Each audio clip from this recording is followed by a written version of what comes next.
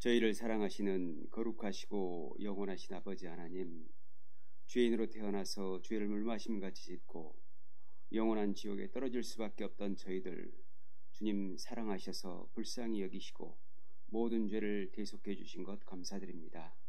저희들 구원받은 이후에 오직 주님만 사랑하고 주님의 영광을 위해서 살고자 합니다. 부족하고 연약하지만 늘 말씀으로 깨우쳐 주시고 오직 하나님의 영광을 가리우지 않도록 도와주시기를 간절히 바랍니다. 오늘은 주일입니다. 귀한 말씀 앞에 저희들 머리 숙입니다. 은혜로운 말씀으로 저희의 신비에 새겨주시기를 간절히 부탁을 드립니다.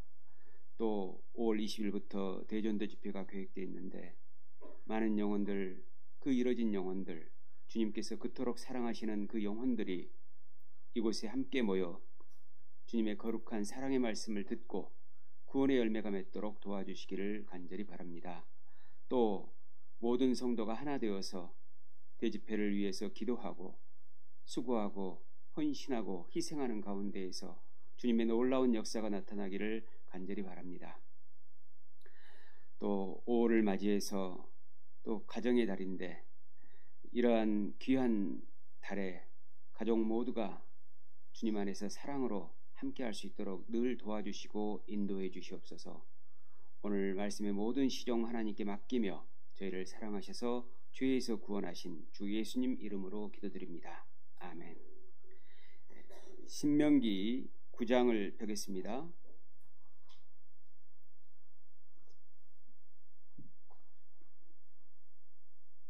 신명기 9장 22절, 신명기 9장 22절부터 29절까지 제가 읽겠습니다. 신명기 9장 22절부터 29절. 너희가 다베라와 마사와 기브롯 핫다와에서도 여호와를 경록해 하였느니라. 여호와께서 너희를 가데스 바나에서 떠나게 하실 때에 이르시기를 너희는 올라가서 내가 너희에게 준 땅을 얻으라 하시되 너희가 너희 하나님 여호와의 명령을 거역하여 믿지 아니하고 그 말씀을 듣지 아니하였나니 내가 너희를 알던 날부터 오므로 너희가 항상 여호와를 거역하였느니라. 그때 여호와께서 너희를 멸하겠다 하셨으므로 내가 여전히 40주야를 여호와 앞에 엎드리고 여호와께 간구하여 가로되 주 여호와여, 주께서 큰 위엄으로 속하시고 강한 손으로 애굽에서 인도하여 내신 주의 백성 곧 주의 기업을 멸하지 마옵소서. 주의 종 아브라함과 이삭과 야곱을 생각하사 이 백성의 강팍과 악과 죄를 보지 마옵소서.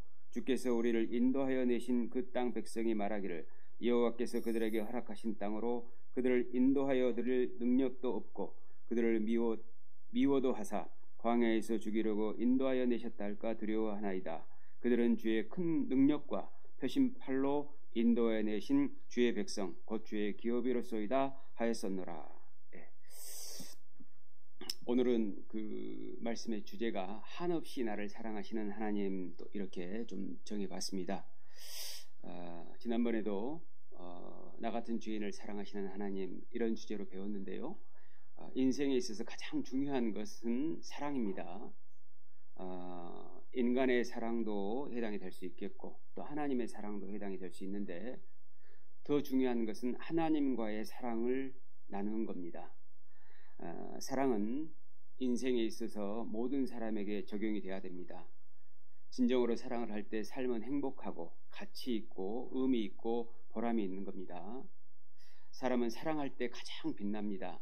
그래서 간혹 가다가 어쩌다 만난 사람을 볼 때에 얼굴이 빛나면은 요즘 좋은 일이 있는가 보네, 누구 사랑하고 있어, 이런 얘기를 합니다. 사람은 사랑을 하면은 얼굴에 광채가 나도록 되어 있습니다. 모세는 하나님과 만나고 대면하고 내려왔을 때, 이스라엘 백성에게 왔을 때에 얼굴에 광채가 나서 수건으로 얼굴을 가렸다고 했지 않습니까? 하나님과 뜨거운 사랑을 나누면은 얼굴에 광채가 납니다.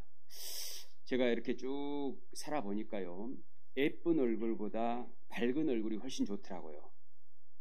못생겨도 밝은 얼굴을 가지고 있으면은 적어도 50점은 먹고 들어가는 것 같습니다. 여러분 꼭 얼굴을 밝게 하셨으면 좋겠습니다. 즐거운 마음, 행복한 마음이 얼굴에 늘 드러날 수 있도록 우리가 하나님께 얼굴을 보인다는 그런 마음으로 얼굴을 밝게 했으면 좋겠습니다. 하나님이 내 얼굴을 보시면 얼마나 기뻐하실까?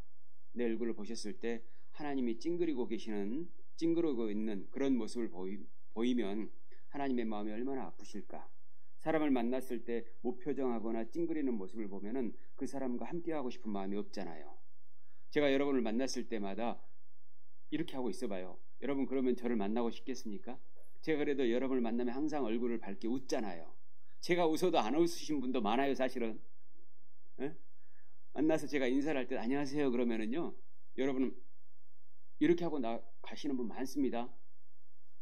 그래도 이기고 하거든요, 제가. 왜냐하면 진짜 사랑하니까. 여러분 사랑을 하셔야 됩니다. 사랑해야 얼굴이 빛납니다. 사랑해야 건강합니다. 사랑해야 행복합니다. 사랑이 없으면 아무리 많은 것으로 채워도 부족합니다. 그러나 사랑이 있으면 아무것도 가진 게 없어도 다 가진 것처럼 여겨집니다. 사람들은 사랑이 가장 중요하다는 걸 내심 알고 있어요. 그런데 중요하지 않은 것처럼 살아버려요. 왜 그렇게 됐을까요? 자기 편리적으로 살기 때문에 그래요. 이기주의자이기 때문에 그래요. 사랑의 반대말은 이기주의입니다. 사실은 사랑은 이타적이어야 할 수 있는데 다들 이기적으로 살아요. 자기 고통만 큰 걸로 알아요. 나 아픈 것만 큰 거죠. 그래서 세상 말에 이런 말 있지 않습니까?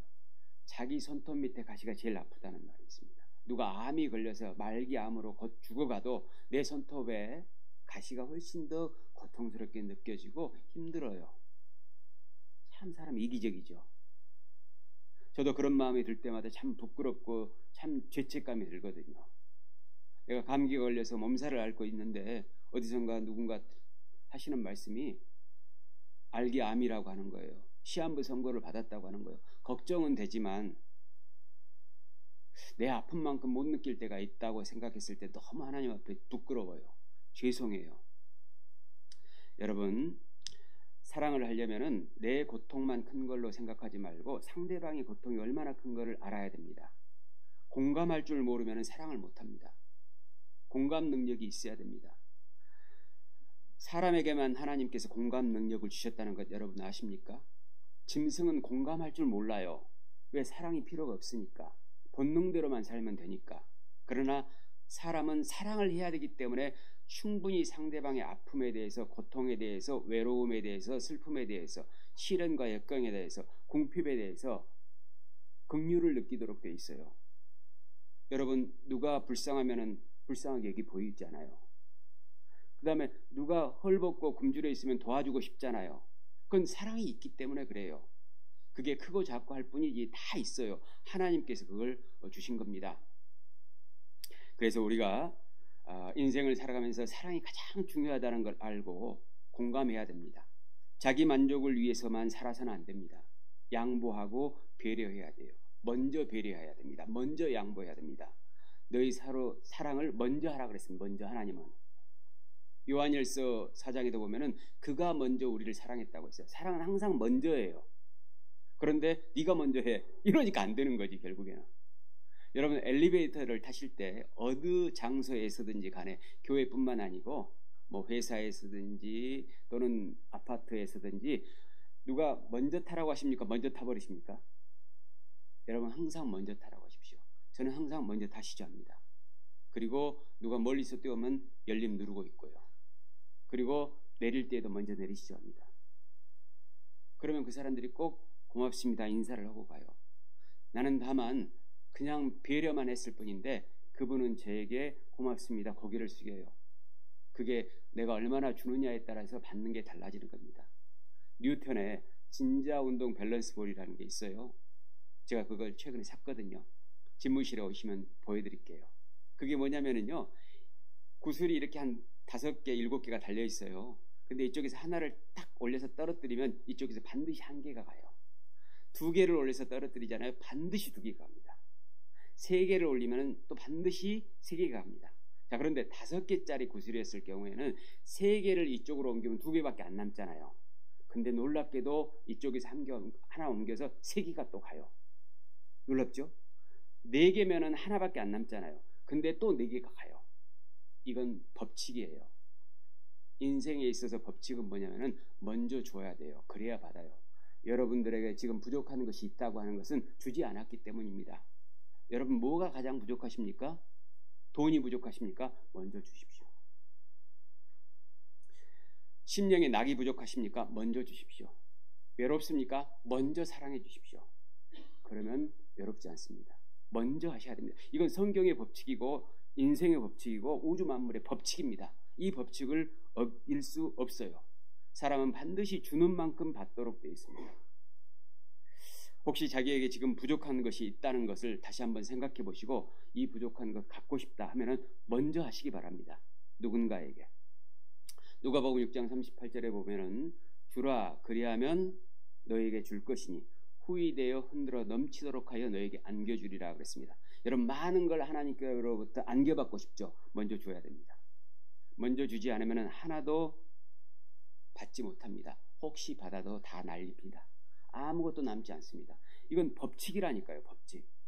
성경의 법칙이고 인생의 법칙이고 우주 만물의 법칙이라니까요. 여러분 보세요. 나를 위해서 이기적으로 살아가지고 진짜 행복하셨으면 그렇게 하시기 바랍니다. 근데 제가 이제까지 인생을 살아보니까 나를 위해서 사는 시간들이 불행하게 만들더라고요. 결국에는 내 주변에 있는 사람들도 그랬어요. 반드시 사람은 이타적으로 살아야 됩니다. 그래야 사랑을 알아요. 그래야 사랑에 대해서 공감이 돼요. 그래야지만이 사랑에 대해서 감사하고 행복해져요. 그리고 아무것도 필요 없게 됩니다. 사랑을 하게 되면은 아무것도 필요 없는 거예요. 그거면 된 겁니다. 그걸로 된 거예요. 하나님께서는 우리에게 먼저 주시는 사랑을 실천하셨죠. 요한일서 4장 16절에 보면은 우리가 하나님의 사랑을 알고 믿었노니 하나님은 사랑이라. 뭘 알았을까요, 우리가? 4장 19절에 보면 그가 먼저 우리를 사랑하셨음이라 그랬습니다. 우리가 안 게 뭐죠? 하나님이 먼저 나를 사랑하셨구나. 그걸 안 거예요. 근데 우리는 구원받은 이후에도 먼저 사랑하는 건 싫어해요. 네가 먼저 했으면 좋겠다는 것이죠. 하나님께는 분명히 먼저 받아놓고 나는 그렇게 할 수 없다는 겁니다. 뭐가 문제일까요? 지혜가 부족했을까요? 아니면 그 사람이 정말 구원을 받지 못해서 그럴까요? 뭐가 문제일까요? 하나님께서는 모든 걸 다 버리고 하늘 영광과 보좌의 모든 걸 다 버리고 이 땅에 친히 오셨습니다. 그리고 오직 일생을 나만을 위해서 사신 겁니다. 자기를 위해서 하나님은 한순간도 살지 않으셨어요. 예수님은 자기를 위해서 한 번도 흡족해하지 않으셨습니다. 오직 나를 위해서만 사신 겁니다. 그리고 죽으실 때에도 나를 위해서 죽으신 거예요. 부활하실 때에도 나를 위해서 부활하신 거예요. 로마서 4장 25절에 보면은 예수는 우리 범죄함을 인하여 내어줌이 되고 우리를 의롭다 하심을 위하여 살아나셨느니라 그랬습니다. 예수님께서 왜 죽으셨죠? 우리 범죄함 때문에. 예수님께서 왜 부활하셨죠? 살고 싶어서? 아닙니다. 우리를 의롭다 하기 위해서 살아나신 겁니다. 여러분 하나님의 사랑을 깊이 알아야 됩니다. 신앙생활을 오래 한다고 해서 하나님의 사랑을 아는 게 아니에요. 진실로 하나님의 사랑에 갈증을 느끼지 못하면 알 수 없거든요. 여러분 정말 뭐가 갈증이 많습니까? 돈에 대한 갈증이 그렇게 많습니까? 명예에 대한 갈증이 그렇게 많습니까? 권력에 대한 갈증이 그렇게 많습니까? 그러지 마십시오. 불행해집니다. 나중에 아무것도 남지 않아요. 누가복음 12장에 그 답이 있잖아요. 어리석은 자여 오늘 밤에 내 영혼을 도로 찾으리니 그러면 내 입에 한 것이 누구시 되겠느냐 하셨으니 자기를 위하여 재물을 쌓아두고 하나님께 대하여 무익지 못한 자가 이와 같으니라. 솔로몬도 그런 말을 했죠.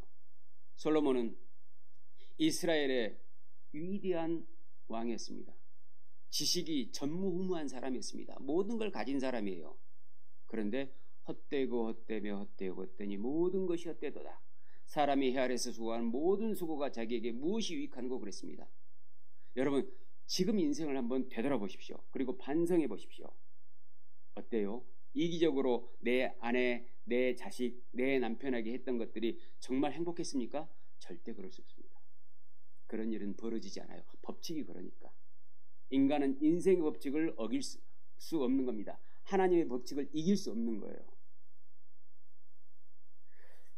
저희 자매나 저희 아들은 어떻게 생각할지 모르겠지만요. 저는 우리 가정에서 한 번도 이기적으로 살아본 적이 없다고 생각합니다. 솔직히. 하나님은 이제 달리 평가하실 수도 있을 것 같아요. 근데 내 마음에서는 그렇다는 겁니다. 한 번도 우리 가정에서 이기적으로 살아본 적이 없어요. 먼저는 가족들입니다. 먼저 먹으라고 하고 먼저 배려해주고 늘 먼저 아픈 것을 더 챙겨주고 먼저 힘든 것을 내가 돌봐주고 늘 그래왔던 것 같습니다. 그래서 가정이 가진 게 없어도 참 행복한 것 같아요. 가정 내부에서는. 우리 가족은 그렇게 생각 안 할지 모른다는 거. 그거 일단 서두에 깔아놨습니다. 여러분, 하나님의 사랑이 여러분 마음속에 깊이 새겨지면 다 알 수 있거든요. 하나님의 사랑을 가슴 깊이 채우면요 다 보입니다. 사실은 다 보여요. 다 느껴져요. 다 좋아요. 하나님이 그렇게 사랑스러워요. 하나님의 사랑은 아주 깊이 배우고 연구해야 합니다. 여러분, 사람에게만 공부할 수 있는 능력을 주셨다는 것 아시잖아요. 짐승은 공부하는 짐승이 없지 않습니까? 짐승은 일생을 살아도 누가 연구하고 골머리를 앓고 공부를 해요? 하지 않습니다. 왜 그럴까요? 사랑이 필요 없으니까 그래요. 사랑은 깊이 연구해야 알 수 있는 거기 때문에 그래요. 그런데 사랑을 쉽게 하려고 하는 것이죠. 남이 하는 대로 하고 싶어 하는 것이죠. 그러니까 결국 다 이뤄지는 겁니다. 다 떠나가요. 아무도 내 곁에 남지 않아요. 나를 진실로 사랑해주는 사람은 없어요. 내가 가진 소유물을 사랑할 뿐이지, 내가 가진 미모를 사랑할 뿐이지, 내가 잘해주는 선대함을 사랑할 뿐이지, 아무것도 나 자신을 사랑해주는 사람은 없어지는 겁니다. 그래서 성경을 깊이 묵상해야 하는 이유가 바로 여기에 있습니다. 성경을 깊이 묵상하라는 것은 종교가 아닙니다. 하나님의 사랑을 깊이 알기 위해서 그럽니다. 우리가 성경을 배우고 실천하면서 살아가다 보면은 하나님의 사랑이 보이고, 그 사랑이 어디에서 가장 빛나냐면요, 고난에서.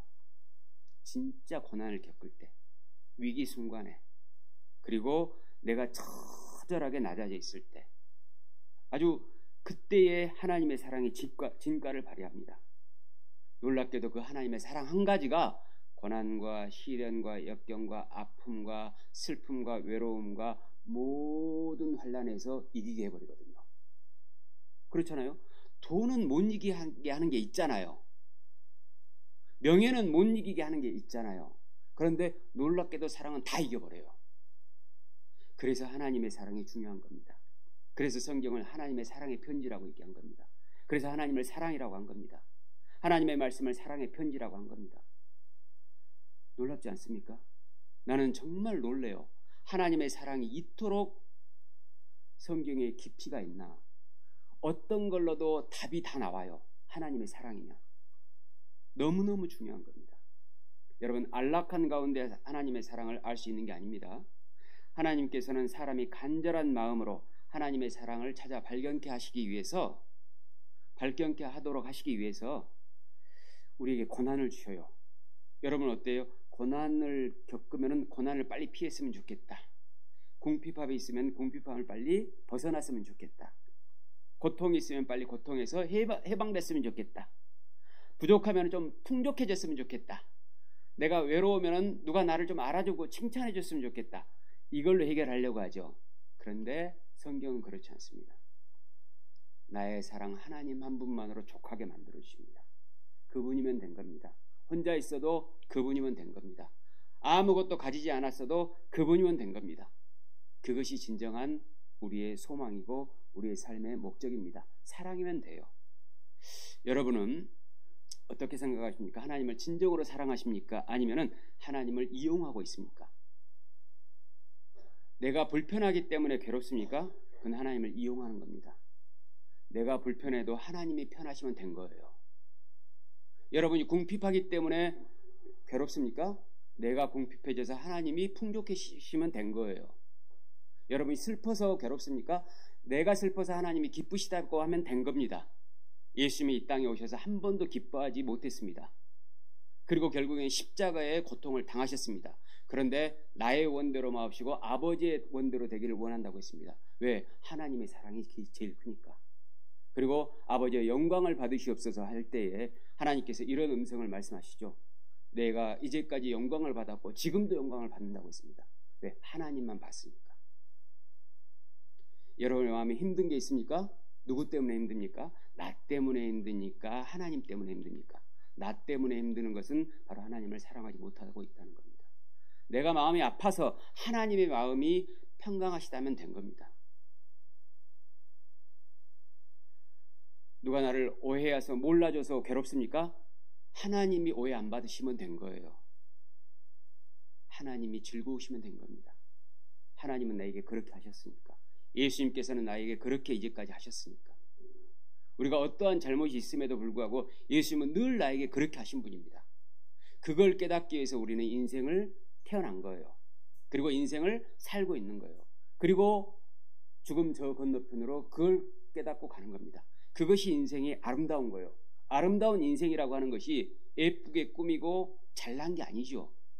하나님의 사랑을 얼마나 깊이 깨닫고 그걸 간직하고 있느냐입니다. 나는 잘못되어도 괜찮으니까 하나님만 행복했으면 좋겠습니다. 나는 어떻게 되든지 상관없으니까 하나님만 영광 받았으면 좋겠습니다. 내가 아픕니까? 그럼 하나님이 안 아프시다고요? 그럼 됐죠 뭐. 내가 외로워서 괴로운데 하나님이 외롭지 않습니까? 그럼 됐습니다. 그게 바로 진정한 사랑이고 그것이 바로 우리가 사는 이유입니다.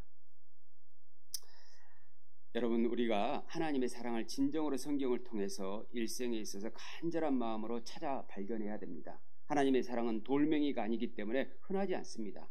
정금이기 때문에 아주 깊이 박혀 있습니다. 그런데 가장 큰 하나님의 사랑은 십자가 사랑이거든요. 하나님께서는 우리에게 십자가를 원하십니다. 자기 십자가를 지고 나를 좇지 않는 자도 내게 합당치 않다고 했죠? 여러분, 십자가 때문에 괴롭지요? 힘들지요? 왜 내게 이런 십자가? 가족들 간에도 서로 십자가라고 합니다. 아휴, 자식이 십자가라고. 네가 내 십자가다. 또 남편이 십자가다고 그런 말을 하시는 분도 계십니다. 여러분, 그 십자가를 누가 원하셨을까요? 하나님이 원하신 겁니다. 십자가를 우리에게 요구하고 계시는 겁니다. 하나님께서는 우리에게 멋진 외모보다, 돈과 명예보다, 건강보다 십자가를 주기를 원하신다는 겁니다. 그런데 그 십자가를 안 받으려고 하죠. 왜? 하나님을 사랑하지 않으니까. 하나님 십자가 주십시오. 주님이 지신 십자가 이제는 제가 져야 됩니다. 이렇게 해야 되는데 하나님을 사랑하는 마음이 없으니까 주님이 계속 십자가 져야 돼요. 나한테는 그런 십자가 주지 마세요. 왜 나를 괴롭게 하셔요? 내가 괜히 하나님 믿었다고 생각하는 것이죠. 내가 구원만 안 받았어도 이런 고통을 안 당해도 되는데 이런 고통을 왜 내가 뭘 잘못했다고 주십니까? 이런 얘기를 하는 거죠. 정말 어리석은 것이죠. 입장을 바꿔놓고 생각을 해보면 우리가 하나님 마음을 얼마나 아프게 했을까요? 얼마나 괴롭게 해드렸을까요? 사람들은 십자가는 싫다고 합니다. 십자가는 고난과 죽음이거든요. 여러분, 세상 사람들은 고생하지 않고 살려고 합니다. 그리고 고생하는 사람들은 서로 불평을 합니다. 여러분, 같은 고생이라 할지라도 대통령의 고생과 막노동자의 고생은 다른 거잖아요.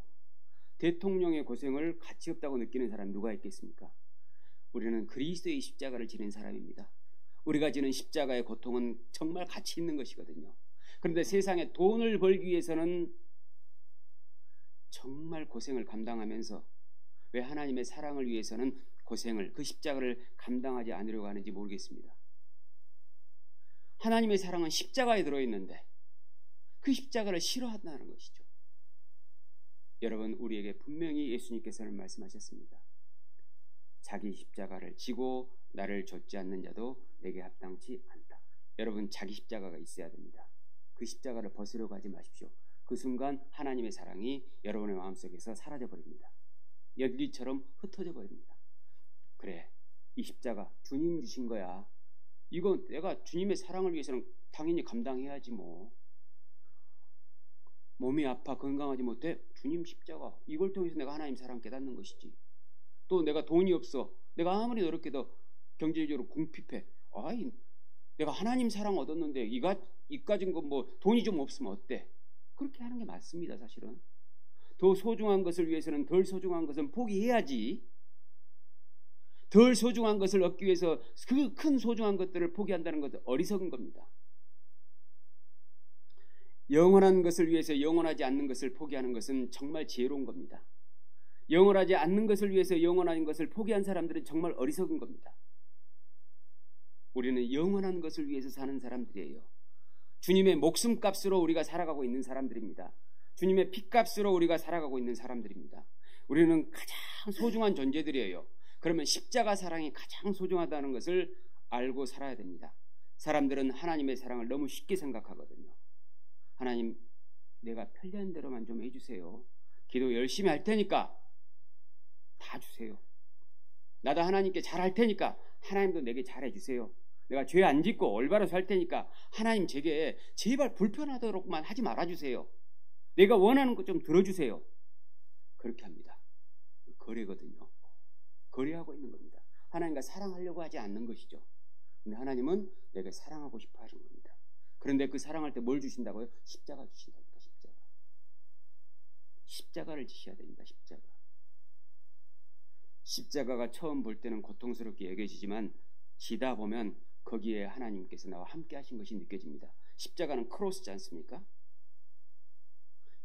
더하기입니다. 더하기. 십자가를 지지 않으면은 그때부터 하나님의 사랑은 사라져버리고, 십자가를 지는 순간부터 그때부터 하나님과 나와 함께 사랑하는 것이 느껴지도록 되어 있어요. 이게 성경의 법칙입니다. 인생의 법칙입니다. 모든 사람들이 인생을 헛사는 이유는 십자가를 지려고 하지 않기 때문에 그렇습니다. 자기 불편하면은 하나님이 자기를 사랑하지 않는 걸로 착각을 해요. 왜 그럴까요? 성경적으로 무식하니까 그래요.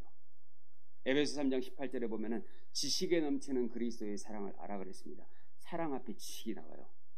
지식이 있어야 사랑할 수 있어요. 그런데 사람들은 지식은 얻지 못하고 사랑만 하려고 하기 때문에 사랑이 깨지는 겁니다. 성경 지식이 넘쳐야 하나님의 사랑을 깨닫고, 성경 지식이 넘쳐야 사랑이 지속할 수 있어요. 그리고 그때 아름다워져요. 그래서 이사야 34장 16절에 보면은 너희는 여호와의 책을 자세히 읽어보라, 이런 말씀이 있고, 사도행전 17장 11절에 보면은 이 말씀이 그러한가여 날마다 성경을 상고한다고 했죠.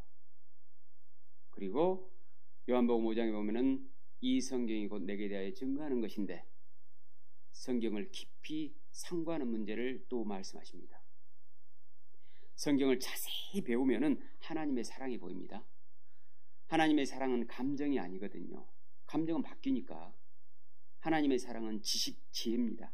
그러니까 하나님은 말씀으로 존재하시잖아요. 말씀이 성경으로 나온 거잖아요. 그 성경이 지혜의 말씀이지 않습니까? 그래서 하나님의 또 사랑이지 않습니까? 그러니까 하나님 이퀄 사랑 이퀄 지혜 이퀄 말씀 이퀄 성경 이퀄 진리 이퀄 그렇게 되는 겁니다. 사랑만 알면 다 알게 돼 있습니다. 사실은 성경도 사랑으로 보면 다 보여요. 사람도 사랑으로 보면 다 보입니다. 교회도 사랑으로 보면 다 보여요. 하나님도 사랑으로 보면 다 보여요. 그리고 하나님과 친밀해집니다. 그리고 가장 위대해집니다. 내가 세상에서 가장 존귀한 자라는 것을 아주 깊이 느낄 수 있어요. 난 누구보다 존귀하다는 걸 느낍니다. 그래서 이사야 49장 5절에 보면 나는 여호와 보시기에 존귀한 자라고 이사야가 말하죠. 이사야는 그걸 안 거죠. 왜? 하나님의 사랑이 보였으니까. 하나님의 사랑이 보이면 나처럼 존귀한 사람이 없어요. 여러분 세상에서 80억 명의 인구 중에서 여러분 몇 등? 1등이에요. 1등 다 1등입니다. 하나님의 사랑이 보이면 내가 1등으로 느껴져요. 하나님의 사랑이 안 보이잖아요. 그러면 저 밑으로 갑니다. 초라해져요. 사람이 취해져요. 그리고 취해지다 보니까 추한 일을 하는 것이죠. 더러운 일에 빠지는 것입니다. 자기의 가치를 모르니까. 그래서 하나님의 사랑을 우리가 깊이 깨달아야 됩니다. 성경을 깊이 묵상해야 됩니다. 신명기 9장 5절입니다. 5절 내가 가서 그 땅을 얻으면 이스라엘 백성에게 이제 하신 말씀입니다. 너의 의로움을 인함도 아니요 이스라엘 백성이 의롭기 때문에 하나님께서 가나안 땅을 주시는 게 아니다.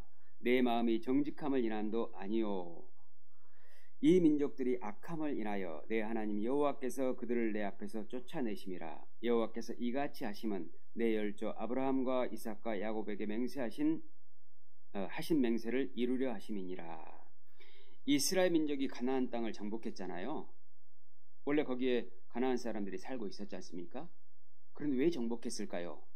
하나님의 약속 때문에 그렇습니다. 하나님께서 사랑하시기 때문에 그렇습니다. 하나님의 사랑을 증명하시기 위해서 그렇습니다. 이스라엘 백성들이 의롭고 정직했기 때문이 아니고 하나님의 사랑 때문에 이스라엘 백성들이 가나안 땅에 들어간 겁니다. 하나님은 모든 인류에게, 이스라엘 백성에게 사랑을 약속하신 겁니다. 사랑을 맹세하신 겁니다. 이 세상의 모든 사랑은 변해도 하나님의 사랑은 변하지 않거든요. 사람은 다 변질돼 버립니다. 조건과 환경만 바뀌면 우리는 순식간에 변질됩니다. 여러분 믿음 좋습니까? 여러분의 믿음도요, 어느 순간 확 밑바닥이 드러납니다. 그걸 아셔야 돼요. 우리의 믿음 아무것도 아닙니다. 하나님께서 지켜주시지 않으면 우리 아무것도 아닙니다. 그런데 왜 우리의 믿음이 지켜지고 있느냐? 하나님의 사랑이 안 변하니까 지켜지고 있는 겁니다. 우리가 잘해서 믿음이 지켜지고 있는 게 아니에요. 우리의 연약함과 우리의 부족함과 우리의 죄성을 하나님께서 긍휼히 여기시거든요. 나를 끝까지 사랑하시거든요. 변하지 않거든요. 그래서 하나님께서 우리를 지켜주고 계시기 때문에 우리가 믿음을 지금까지 지키고 있는 겁니다. 그럼 믿음을 떠난 사람은 어떤 사람들이냐? 하나님의 사랑에 관심이 없으면 믿음 떠나요. 아주 미세하게라도 겨자씨 하나만큼이라도 하나님의 사랑을 갈급하는 사람은 절대 교회를 떠나지 못하게 만듭니다. 하나님이. 내가 안 떠나는 게 아닙니다. 하나님이 못 떠나게 만들어 주셔요. 어떤 사람에게? 하나님의 사랑을 갈급하는 자에게. 그래서 나를 사랑하는 자들이 나의 사랑을 잊는다고 하잖아요. 그래서 하나님께서 은혜 베풀 자에게 은혜를 베푸신다고 하셨거든요. 어떤 사람에게? 구하는 자에게. 진짜 사랑에 대해서 갈급해야 됩니다. 여러분, 우리의 구원과 신앙생활이 바로 그러한 이치를 통해서 이루어지는 겁니다. 우리가 잘해서 구원받은 게 아니고 하나님께서 우리를 사랑하시기 때문에 구원하신 것이고, 우리가 잘해서 신앙생활을 이렇게 하고 있는 것이 아니고 하나님께서 우리를 사랑하시기 때문에 하시는 겁니다. 오직 하나님께서 우리를 사랑하시는 그 사랑이 변하지 않았기 때문에, 하나님의 사랑은 영원하기 때문에 우리가 구원도 받고 신앙생활도 하고 있는 거예요. 그래서 혹시 여러분들이 신앙생활을 진짜 잘하시려면 여러분의 죄의 크기만 보지 않았으면 좋겠습니다. 하나님의 사랑이 얼마나 큰지를 좀 보려고 눈을 좀 크게 떴으면 좋겠습니다. 귀를 활짝 여셨으면 좋겠습니다. 마음을 활짝 여셨으면 좋겠습니다. 그런데 눈을 크게 뜨고 귀를 크게 열고 마음을 활짝 여는 것이 되게 어떤 것이에요? 돈에. 그놈의 돈에. 그래서 성경에서는 돈을 사랑하며 일만하게 뿌리가 되나니 사람들이 미혹을 받아서 믿음에서 떠나 많은 근심으로서 자기를 찔렀다고 했지 않습니까? 사람은 세상 사랑하다가 세상으로 망하더라고요. 에스겔서 23장에 보면은 이스라엘 백성들, 북이스라엘은 아수르를 의지하거든요. 근데 아수르에 의해서 패망해요. 남유다는 바벨론을 의지하거든요. 근데 바벨론에 의해서 결국 포로로 잡혀가고 패망해요. 여러분, 세상이 그렇습니다. 반드시 하나님을 떠나서 내가 의지하는 것, 그것에 망합니다. 여러분 주변을 한번 보세요. 지금까지 살아온 인생을 한번 보세요. 내가 그토록 나를 즐겁게 해준다고, 나를 행복하게 해줬다고 생각하는 그 원한 것을 찾아가가지고 결국에 그것 때문에 망하지 않았습니까? 저는 그렇게 됐더라고요. 그런데 그리스도를 알아서 십자가 사랑을 깨닫고는 정말 어쩌다가 내가 이렇게 큰 사랑을 깨달았을까? 너무너무 감사해요. 행복해요. 여러분, 우리가 이 정말로 하나님의 은혜 가운데에서 하나님의 사랑을 깊이 관심을 가지고 그 변치 않는 사랑이 느껴져야 됩니다. 하나님의 사랑의 약속이 항상 지켜지고 있다는 것을 아셔야 됩니다. 하나님께서는 그 사랑에 대해서 맹세하시거든요. 나한테. 하나님의 맹성은 변하지 않거든요. 아브라함과 이삭과 야곱에게 하나님께서는 약속하시고, 또 이스라엘 민족에게도 하나님께서는 약속하셨습니다. 축복을 주시겠다고. 근데 그들은 다 변해버렸잖아요. 그런데 그들을 끝까지 지키시는 분이 하나님이었습니다. 왜? 그들은 다 변하지만 한 번도 하나님께서는 그들에 대해서 변하지 않거든요. 6절 보겠습니다. 그러므로 내가 알 것은 내 하나님 여호와께서 내게 이 아름다운 땅을 기업으로 주신 것이 내 의로움을 인함이 아니니라. 너는 목이 곧은 백성이니라. 이스라엘 백성을 향해서 목이 곧은 백성인데 하나님은 끝냈다고 하지 않거든요. 목이 곧은 백성이라 할지라도 하나님께서는 아름다운 땅을 약속으로 기업으로 주셨다는 겁니다. 목이 곧은 백성이면 안 줘야 되잖아요. 그런데 주셨다는 거예요. 왜? 하나님의 사랑의 약속 때문입니다. 하나님의 사랑의 약속이 변하지 않기 때문에 그렇습니다. 에베소서 3장 19절에 보면은 하나님의 그리스도의 사랑의 넓이와 길이와 높이와 깊이가 어떠함을 깨달아 하나님의 모든 충만하신 것으로 충만하게 하시기를 구한다고 했습니다. 그러니까 하나님의 사랑으로 충만해지려고 하면은 하나님의 사랑의 넓이와 길이와 높이와 깊이가 어떠함을 깨달아야 됩니다. 그런데 여러분, 나는 사랑을 원하지 않아. 그냥 하나님의 사랑 그까짓 거 필요 없어. 나는 그냥 돈이면 될 것 같아. 명예면 될 것 같아. 인기면 될 것 같아. 칭찬이면 될 것 같아. 그렇게 사셔야 됩니다. 그러면 어쩔 수 없는 거죠. 그렇게 사시고 한번 깊이 한번 생각해 보십시오. 그게 정말 자기를 행복하게 해줬는지. 앞으로는 될 거야. 지금은 행복하지 못해도 앞으로는 진짜 행복해질 거야. 그런 일은 절대 일어나지 않습니다. 왜? 지금까지는 그래도 젊음이라는 게 있었잖아요. 앞으로는 나이가 들거든요. 돈이 있어도 제대로 쓰지 못합니다. 맛있는 걸 먹어도 그렇게 맛있지 못하다고 느껴집니다. 즐거운 걸 봐도 즐겁지가 않습니다. 하루라도 빨리 하나님의 사랑을 갈급하셔야 됩니다. 하나님의 사랑의 넓이와 길이와 높이가 어떠함을 빨리 깨달아야 됩니다. 하나님의 사랑의 깊이를 아주 크게 깨달으면은 내가 어떻게 변질이 된다 할지라도 하나님께서는 나에 대해서 그 사랑에 변질되지 않는다는 것을 더 깊이 알게 됩니다. 그러니까 모든 것에 소망이 끊어지지 않아요. 날마다 살아가면서도 행복해질 수 있어요. 내가 부족해도 연약해도. 그것이 신앙생활입니다. 로마서 5장 6절과 8절에 보면은 우리가 아직 죄인 되었을 때, 우리가 아직 연약할 때 그리스도께서 죽으심으로 하나님의 사랑을 확증하셨다는 말씀이 있거든요. 우리가 구원받기 전에 하나님께서 나를 위해서 죽으심으로 사랑을 확증하셨다면 구원받은 이후에는 나를 위해서 또 죽으심으로 사랑을 확증할까요? 안 할까요? 하시지. 하시고 또 하시고 오지. 또 하십니다. 구원받은 이후에 여러분들이 아무리 잘못됐다 할지라도 하나님은 그 말씀을 그래서 하신 겁니다. 네가 죄인 되었을 때도 내가 죽음으로 사랑을 확증해 줬는데, 네가 구원받았는데 네가 어떠한 잘못이 있다 할지라도 내가 사랑을 확증 안 해주겠냐. 그걸 말씀하시기 위해서 로마서 5장을 말씀하신 겁니다. 여러분, 이것을 마음에 간직하시기 바랍니다. 우리가 이 때문에 살고 있는 겁니다. 하나님께서는 왜 우리를 그토록 사랑하실까? 그 이유를 알아야 됩니다. 내가 잘해서가 아닙니다. 첫 번째는 하나님께서 나를 사랑의 짝으로 만드신 목적 때문에 그렇습니다. 하나님은 나에 대한 목적을 이룰 수 없거든요. 반드시 그 목적을 달성하시는 분이거든요. 그리고 또 한 가지는 그 사랑을 증명해 보이시기 위해서 그리스도께서 십자가에 피 흘려 죽으셨거든요. 그리스도를 죽이고 나를 사랑했는데 어찌 그 사랑이 변할 수가 있겠습니까? 나를 사랑할 수밖에 없는 이유에 아무것도 내 이유는 들어가지 않습니다. 내 행위의 이유는 아무것도 이유가 될 수 없습니다. 나는 이유가 될 수 없고 오직 하나님만 이유가 된 거죠. 하나님께서 나를 사랑의 짝으로 지으신 목적. 두 번째, 그리스도를 죽기까지 하신 그 사랑 때문에 나를 사랑하실 수밖에 없는 겁니다. 여러분이 위대하기 때문에, 여러분들이 신앙생활을 잘했기 때문에, 여러분 특별히 전도를 잘하기 때문에 그래서 사랑하신다고 착각하지 않으셨으면 좋겠습니다. 그게 아니고 내가 하나님의 사랑을 크게 입었을 때에 자연스럽게 전도가 되는 거예요. 성도를 사랑하게 되는 겁니다. 그리고 희생과 헌신을 하게 되는 거예요. 그러니까 희생과 헌신과 전도와 성도 사랑을 통해서 그 다음에 사랑이 들어오는 게 아니다는 걸 좀 아셨으면 좋겠습니다. 하나님의 사랑을 먼저 깨달았기 때문에 그 다음 것들이 되고, 그러다 보면은 더 희생하게 되고, 그러다 보면 하나님께서 더 큰 사랑을 주시고, 그러다 보면 계속해서 신앙이 성장하게 돼 있는 겁니다.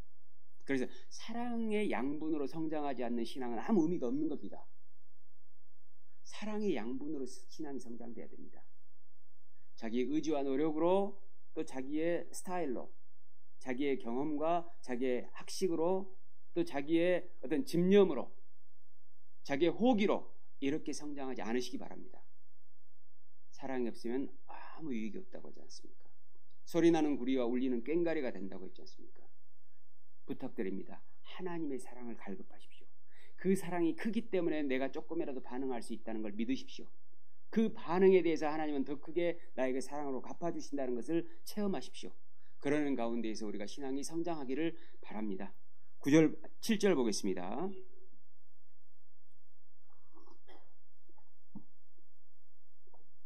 너는 광야에서 이스라엘 백성에게 또 하신 말씀입니다. 내 하나님 여호와를 경록케 하던 일을 잊지 말고 기억하라. 내가 애굽 땅에서 나오던 날부터 이곳에, 여기는 이제 모압 땅입니다. 이곳이 이르기까지 늘 여호와를 거역하였을 때, 이스라엘 백성들을 출애굽 시켜줬잖아요. 그런데 광야 생활하면서 계속해서 하나님을 거역하고 경록케 한 겁니다. 이스라엘 백성들은 계속해서 하나님 앞에 잘한 게 없었던 겁니다. 그렇지만 9절 보겠습니다. 그때에 모세가 돌판들 곧 여호와께서 너희와 세우신 언약의 돌판들을 받으려고 산에 올라가서 40주야를 산에 거하며 떡도 먹지 아니하고 물도 마시지 아니하였더니, 모세는 예수 그리스도의 모형이지 않습니까? 자, 모세는 이스라엘 백성을 위해서 40주야를 산에서 먹지도 마시지도 않았다는 것이잖아요. 자, 이와 비슷한 사례가 또 있잖아요. 신약에 마태복음 4장에 예수님께서 40일 동안 광야에서 마귀에게 시험을 받으시면서 먹지도 않고 마시지도 않는 겁니다. 그러니까 모세는 예수 그리스도의 예표입니다. 모세는 누구를 위해서 그랬을까요? 이스라엘 백성을 위해서. 그러면 예수님은 왜 광야에서 40일간 시험을 통과하셨을까요? 우리를 위해서입니다. 그래서 모세와 예수님은 바로 사랑의 예표입니다. 사랑의 예표. 12절 보겠습니다. 12절 13절. 내게 이르시되 일어나 여기서 속히 내려가라. 내가 애굽에서 인도하여 낸 내 백성이 스스로 부패하여 내가 그들에게 명한 돌을 속히 떠나 자기를 위하여 우상을 부어 만들었느니라. 여호와께서 내게 일러 가라사대 내가 이 백성을 보았노라. 보라, 이는 목이 곧은 백성이니라. 이스라엘 백성들은 계속해서 금송아지 숭배를 하고 목이 곧은 백성으로 살아왔다는 겁니다. 17절 18절입니다. 내가 그 두 돌판을 내 두 손에서 들어 던져 너희의 목전에서 깨뜨렸었노라. 그리고 내가 전과 같이 40주야를 여호와 앞에 엎드려서 떡도 먹지 아니하고 물도 마시지 아니하였으니, 이는 너희가 여호와의 목전에 악을 행하여 그를 경록하여 크게 죄를 얻었음이니라. 그러니까 이스라엘 백성들은 모세가 십계명을 받으러 갈 때에도 계속해서 범죄를 했죠. 그때에도 모세는 40일간 먹지도 않고 마시지도 않았습니다. 그리고 다시 또 갔을 때에도 이스라엘 백성들은 또 하나님 앞에 잘못을 한 겁니다. 그때에도 모세는 또 먹지도 않고 마시지도 않은 거예요. 모세는 늘 그렇습니다. 자기의 잘못 때문에 하나님 앞에 무릎을 꿇는 게 아니고 이스라엘 백성 때문에 무릎을 꿇은 거예요. 바로 예수님께서는 우리를 위해서 무릎을 꿇으시고 십자가에 매달리신 이유가 우리를 위해서가 아니에요. 예수님을 위해서가 아니에요. 우리를 위해서입니다. 우리를 위해서. 우리가 잘했기 때문에 예수님께서 무릎을 꿇으시고 십자가를 지신 게 아니다 그 말입니다. 우리가 못했지만 우리를 사랑하신다는 겁니다. 그러니까 하나님의 사랑은 우리하고 좀 다른데요. 사람은 사랑할 것이 있어야 사랑해요. 그러니까 예쁘고 잘생기거나 스펙이 좀 괜찮거나, 그리고 나를 미워하면은 사랑 안 해요. 거부해요. 그러나 하나님의 사랑은 그렇지 않습니다. 하나님의 사랑은 사랑할 것이 있는 사람도 사랑하지만은 사랑할 것이 없는 사람도 사랑해요. 똑같아요. 그래서 하나님의 사랑이 진정한 사랑이 되는 겁니다. 아가페의 사랑, 변하지 않는 사랑, 완전한 사랑, 완벽한 희생의 사랑, 헌신의 사랑이 되는 겁니다. 그런 사랑 우리가 할 수 있을까요? 못하겠죠. 그러나 흉내는 낼 수 있습니다. 어떻게 했을 때 그 사랑을 체험한 사람은 그 흉내가 가능해요. 하나님의 그 아가페적인 사랑을 체험한 사람은 실제로 그게 가능합니다. 인간인데 그게 가능해요. 신명기 9장 22절입니다.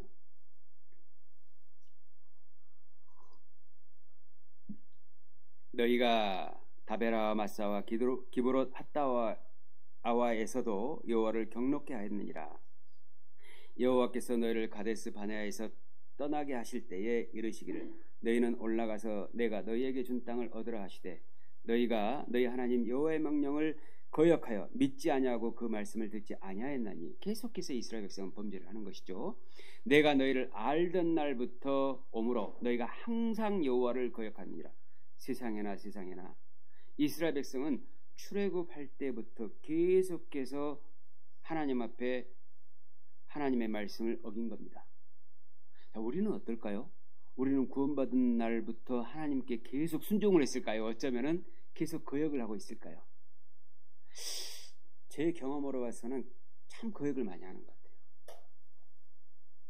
100% 완벽하게 순종하는 적이 거의 없어요. 저는 보면은 두 마음이 싸워서 그냥 쳐서 복종시키는 정도이지 완벽하게 순종하는 적은 거의 없어요. 그게 우리의 연약함이죠. 그래서 우리를 하나님께서는 구원하실 수밖에 없었겠죠. 그래서 나를 불쌍히 여기시겠죠. 그래서 하나님의 긍휼과 자비는 영원하다고 하거든요. 왜 사랑이 긍휼과 자비일까 생각을 해봤습니다.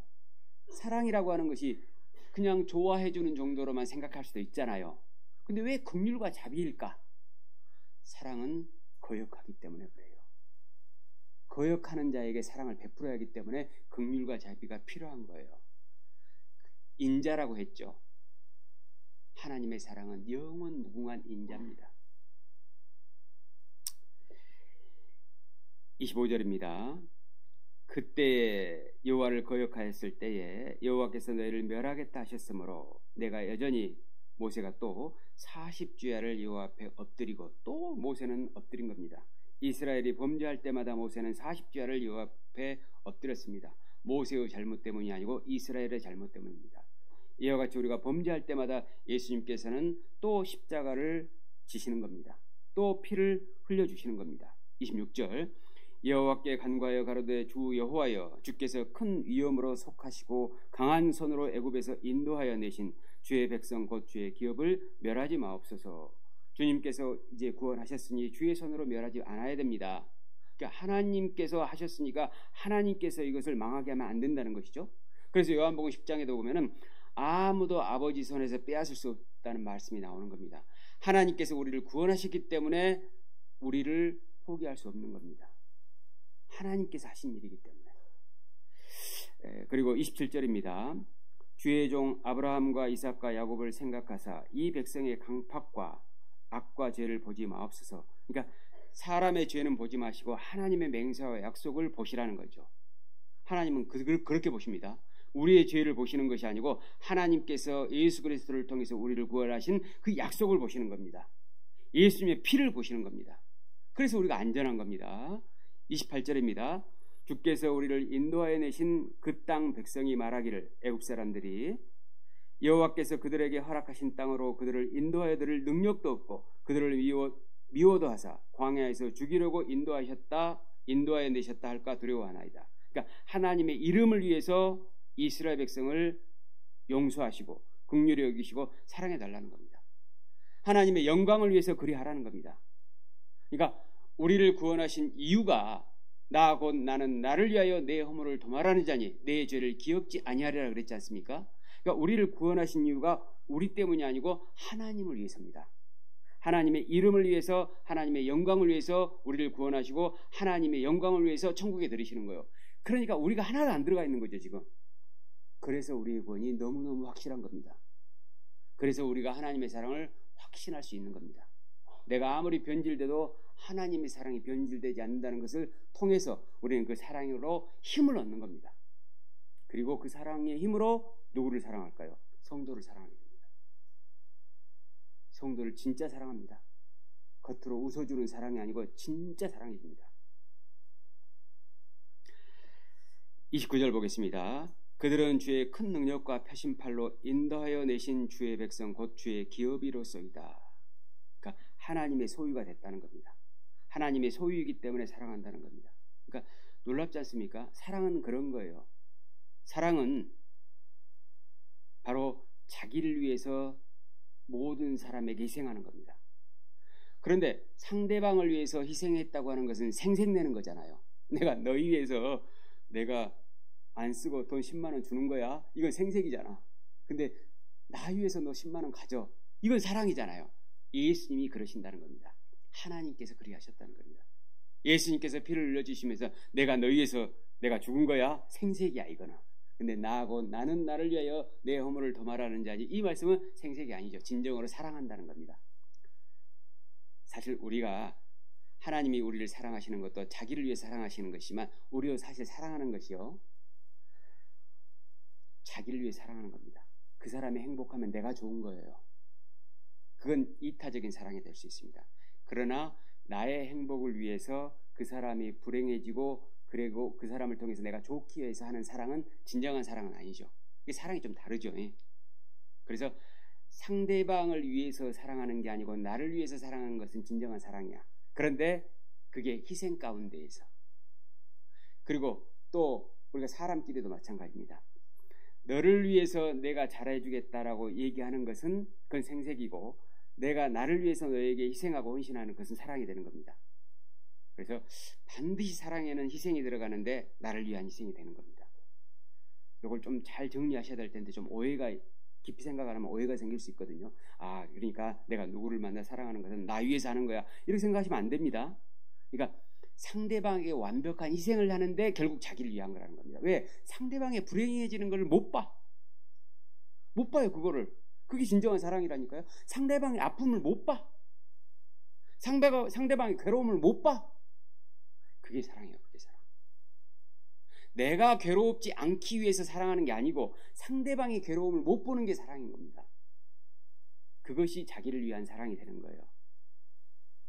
그것이 이타적인 사랑이 되는 겁니다. 같은 자기를 위한 사랑이라 할지라도 내가 고통스럽지 않기 위해서 하는 것은 이기적인 사랑이고, 상대방이 고통스럽지 않아서 내가 고통을 느끼지 않는 것은 이타적인 사랑이 되는 겁니다. 출애굽한 이스라엘 백성들은 계속해서 하나님 앞에 범죄를 하는데요, 그래도 하나님께서는 이스라엘 백성을 사랑하셨죠? 그건 하나님의 완전한 사랑입니다. 이스라엘 백성이 출애굽하자마자 금송아지 숭배를 했는데 하나님께서 그때 이스라엘 백성을 진멸하시려고 한 적이 있었거든요.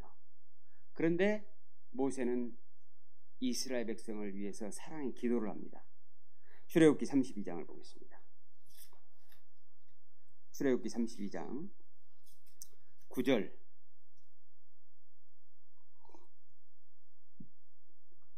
9절부터 14절입니다. 9절부터 14절 제가 읽겠습니다. 여호와께서 또 모세에게 이르시되 내가 이 백성을 보니 목이 곧은 백성이라. 그런즉 나대로 하게 하라. 하나님께서 이제 마음대로 하시겠다는 겁니다. 이스라엘 백성을 향해서 내가 그들에게 진노하여 그들을 진멸하고 너로 큰 나라가 되게 하리라. 모세가 그 하나님 여호와께 구하여 가로되 여호와여 어찌하여 그 큰 권능과 강한 손으로 애굽 땅에서 인도하여 내신 주의 백성에게 진노하시나이까. 자, 하나님께서는 이스라엘 백성들이 범죄를 하니까 이스라엘 백성들은 다 없애버리고 모세를 통해서 큰 나라를 이루겠다고 했으니까 모세 입장에서는 잘 된 거잖아요. 자기가 영광 받을 수 있으니까, 자기가 높아질 수 있으니까. 그런데 모세는 하나님께 그리 말라고 합니다. 하나님께서 진노하지 마시라고. 하나님 제발 이스라엘 백성들을 살려달라고 하십니다. 모세는 자기보다 이스라엘 백성을 사랑한 겁니다. 그래서 하나님께서 모세를 쓰신 거예요. 하나님이 쓰시는 사람은 어떤 사람일까요? 진짜 사랑하는 사람만 쓰셔요. 여러분, 모세하고 아론하고 누가 더 말 잘했죠? 아론이 말 잘했습니다. 그런데 아론이 금송아지를 만들어서 이스라엘 백성과 함께 번제와 화목제를 드리거든요. 그때 모세가 내려와서 아론을 책망합니다. 어찌하여서 이 같은 큰 죄를 행했느냐고. 그때 아론은 뭐라고 한지 아십니까? 이스라엘 백성들이 나에게 요구해가지고 금송아지를 만들라고 했다라고 이스라엘 백성 핑계를 대는 겁니다. 아론이 쓰임받지 못하는 이유가 바로 여기 있습니다. 그는 능력이 있는 자였지만 하나님께 쓰임받을 수는 없었어요. 왜? 사랑이 없으니까. 모세는 이스라엘 백성을 사랑하는 마음이 있었던 겁니다. 그는 입이 뻣뻣하고 혀가 둔한 자지만 하나님께 쓰임받았습니다. 왜? 사랑하니까 이스라엘 백성을. 자기보다 더 이스라엘 백성을 사랑했던 겁니다. 자, 그리고 12절 보겠습니다. 어찌하여 애굽 사람으로 이르기를 여호와가 화를 내려 그 백성을 산에서 죽이고 지면에서 진멸하라고 인도하여 내었다 하게 하려 하시나이까. 그러니까 하나님의 영광을 위해서 진노를 거두라는 겁니다. 주의 맹렬한 노를 그치시고 뜻을 돌이키사 주의 백성에게 이 화를 내리지 마옵소서. 그러니까 하나님의 영광을 지금 앞세우고 있죠. 첫 번째는 이스라엘 백성을 사랑하는 마음을 앞세웠고, 두 번째는 하나님의 영광을 위해서 지금 이스라엘 백성에게 화를 내리지 말아달라고 부탁을 하는 겁니다. 13절, 주의 종 아브라함과 이삭과 이스라엘을 기억하소서.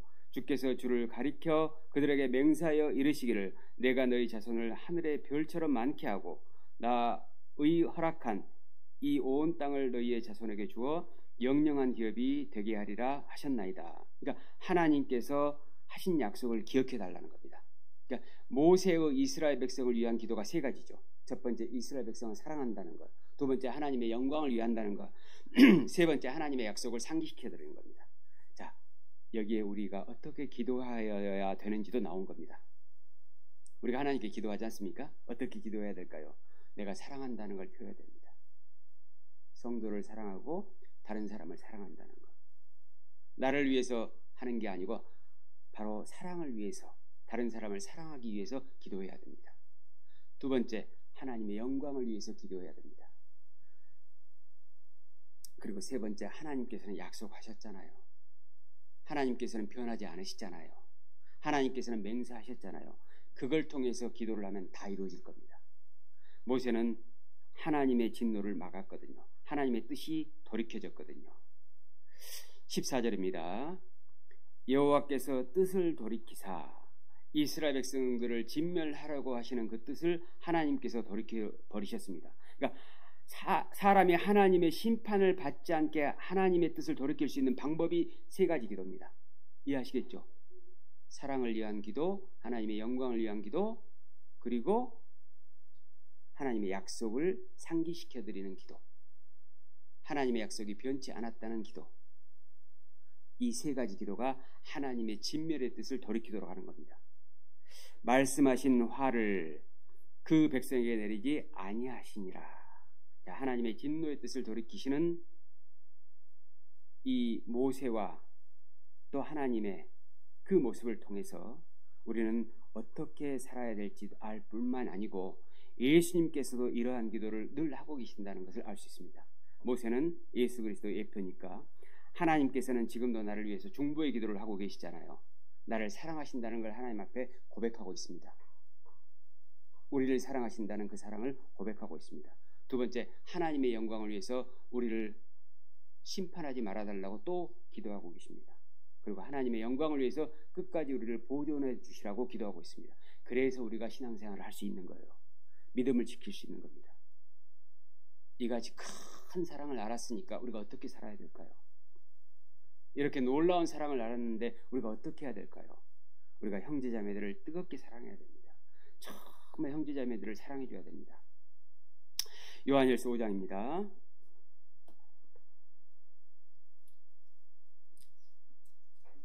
요한일서 5장 1절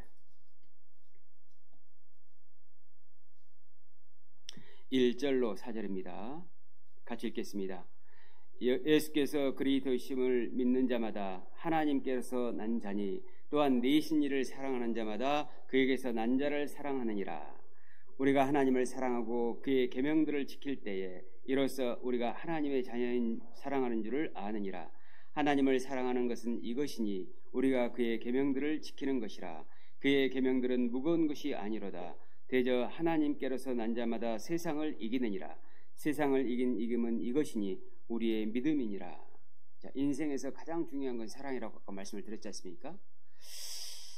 성경에서 가장 중요한 인생의 사랑은 서로 사랑입니다. 예수님께서 십자가에 못 박혀 죽으시기 전에 우리에게 새로운 계명을 주셨죠. 요한복음 13장 34절과 35절에 보면 새 계명을 너희에게 주노니 서로 사랑하라. 내가 너희를 사랑하는 것 같이 너희도 서로 사랑하라. 너희가 서로 사랑하면 이로써 모든 사람이 너희가 내 제자인 줄 알리라 그랬습니다. 그리스도의 제자라고 하는 것이 정의를 내리면은 서로 사랑하는 겁니다. 성도를 사랑하는 겁니다. 그래서 1절에 보면은 예수께서 그리스도이심을 믿는 자마다, 이 말은 구원받은 사람 맞죠? 마다 그랬으니까 예외가 없잖아요. 모든 성도는 진짜 구원받았다면 하나님께로서 난 자입니다. 또한 내신일을 사랑하는 자마다 그에게서 난 자를 사랑하는 자. 그러니까 모든 그리스도인들은 예외 없이 하나님을 사랑하도록 되어 있습니다. 예수를 우리가 보지 못하였으나 사랑하는도다. 이제도 보지 못하나 믿고 말할 수 없는 영광스러운 즐거움으로 기뻐하니 믿음의 결국 곧 영혼의 구원을 받습니다. 우리가 예수님 한 번도 본 적이 없잖아요. 근데 나보다 더 사랑하잖아요. 그죠? 내 자신보다 예수님 더 사랑하시죠? 고개를 5분만 끄덕이셨어 지금. 내 목숨보다 더 소중한 분이 예수님 아닙니까? 맞아요. 그래서 그것이 확실히 구원받았다는 증명이거든요. 그러니까 예수 그리스도를 예수님께서 그리스도이심을 믿는 자마다 하나님께로서 난 자다. 그러니까 구원받은 자마다 하나님께로부터 났고 그 하나님을 내신일을 사랑하는 자마다 그랬으니까 하나님께로서 구원받은 자마다 예외 없이 하나님을 사랑하도록 되어 있다는 겁니다. 이것도 법칙이라니까요. 법칙. 그 사랑하는 자마다 그에게서 난 자를 사랑하느니라. 그러니까 예외 없이 누구를 사랑한다는 얘기입니까? 성도를 사랑하는 거예요. 성도를. 바로 주님께서 우리에게 무한한 사랑을 베푸시는 이유는 서로 사랑하는 겁니다. 2절에 보면은요. 우리가 하나님을 사랑하고 그의 계명들을 지킬 때 어떤 계명일까요? 예수 그리스도의 이름을 믿고 서로 사랑을 하는 계명입니다. 이 계명들을 지킬 때 이로써 우리가 하나님의 자녀 사랑하는 줄을 아느니라. 하나님의 자녀를 사랑하는 겁니다. 하나님을 사랑하는 것은 이것이니 우리가 그의 계명들을 지키는 것이라. 어떤 계명? 서로 사랑의 계명들을 지키는 겁니다. 그의 계명들은 무거운 것이 아니로다. 그러니까 우리에게 구원받은 이후에 요구하는 것이 딱 한 가지라고 생각하시면 됩니다. 서로 사랑. 근데 그걸 못하죠. 그걸 못하니까 다 못해요. 그걸 못하니까 죄도 짓는 거예요. 그걸 못하니까 욕심꾸러기로 사는 겁니다. 그걸 못하니까 일도 안 되는 거예요. 그걸 못하니까 전도도 안 되는 거고 그걸 못하니까 희생도 안 되고 헌신도 안 되고 봉사도 안 되는 겁니다. 그런데 교회 안에는 정말 성도를 사랑하시는 분들이 계십니다. 뜨겁게 사랑하시는 분이 계시죠. 자기 직장보다 자기 가정보다 자기 일보다 하나님의 사랑에 대해서 더 갈급하면서 성도에 대한 애정을 가지고 성도를 돌아보신 분들이 계셔요. 그분들은 정말 하나님의 사랑을 깨달았기 때문에 아마 그런다고 생각합니다. 4절 대저 하나님께로서 난 자마다 세상을 이기느니라. 그러니까 세상을 누가 이기느냐? 서로 사랑하는 사람만이 세상을 이길 수 있습니다. 그러니까 서로 사랑을 해야 됩니다. 여러분 그래서 형제 자매들을 먼저 챙겨야 돼요. 나 챙겨줘야지. 나 왜 안 챙겨주지? 그러시면 안 됩니다. 먼저 사랑해야 되는 겁니다. 아까 뉴턴의 진자운동 밸런스볼 제가 말씀을 드렸지 않습니까? 내가 먼저 해야 된다니까요. 그것이 하나님을 사랑하는 겁니다. 여러분 우리가 진정으로 하나님을 사랑한다는 것이 멀리 있는 게 아닙니다. 성도를 정말 뜨겁게 사랑해줘야 됩니다. 일주일 내내 성도들한테 한 번도 연락을 안 해. 그러면 안 되겠죠. 전화 한 통화라도 해봐야지. 문자 한 번이라도 보내야지. 나한테는 문자 안 보내준다고 서운하게 생각하면서 자기는 한 번도 안 보내. 나는 전화 안 해준다고 막 불만 있으시면서 나는 한 번도 전화를 안 해. 나한테 대접 안 해준다고 생각하면서 나는 한 번도 대접을 안 해. 그러면 안 됩니다. 그게 무슨 사랑입니까? 여러분 꼭 하나님을 진정으로 사랑하시면 성도를 사랑하시기를 바랍니다. 진짜 연약한 성도들을 더 많이 사랑해 주십시오. 저는 좀 빼도 괜찮습니다. 저는 혼자 버틸 수 있는 힘이 있으니까 그래도. 저한테는 좀 못해 주셔도 괜찮다고 말씀드리고 싶습니다. 기도만 해주시면 돼요. 목사님 말씀 잘 전하시도록. 네? 전도 잘 하실 수 있도록. 그 정도 조용히 기도만 해주시면 되고 특별히 사랑 안 해주셔도 너무 나갔습니까? 특별히 저에게 큰 대접 안 해주셔도 되니까 연약한 분들 잘 좀 챙겨주십시오. 더 전화해드리고 더 돌봐드리고 더 찾아가주고 더 아껴주고 불쌍히 여겨주고 관심 가져주고 그랬으면 좋겠습니다. 오늘 이후에 일정이 또 행사가 있어서요. 이걸로 마치도록 하겠습니다. 잠깐 기도하겠습니다. 주님 감사합니다. 주님의 큰 사랑을 깨달은 저희가 어찌 주님을 사랑하게 되었는지요. 그 큰 사랑에 감동해서 성도를 사랑할 수 있도록 저에게 마음을 주신 것 감사드립니다. 저희들 남은 생에 교회 안에서 성도를 사랑하다가 인생을 마친다면 성공하는 인생이 될 겁니다. 저희들에게 그 큰 사랑의 마음을 항상 부어주셔서 힘있게 뜨겁게 사랑할 수 있도록 역사해 주시옵소서. 이 시간 이후의 일정도 하나님께 맡기며 저희를 사랑하시는 예수님 이름으로 기도드립니다. 아멘.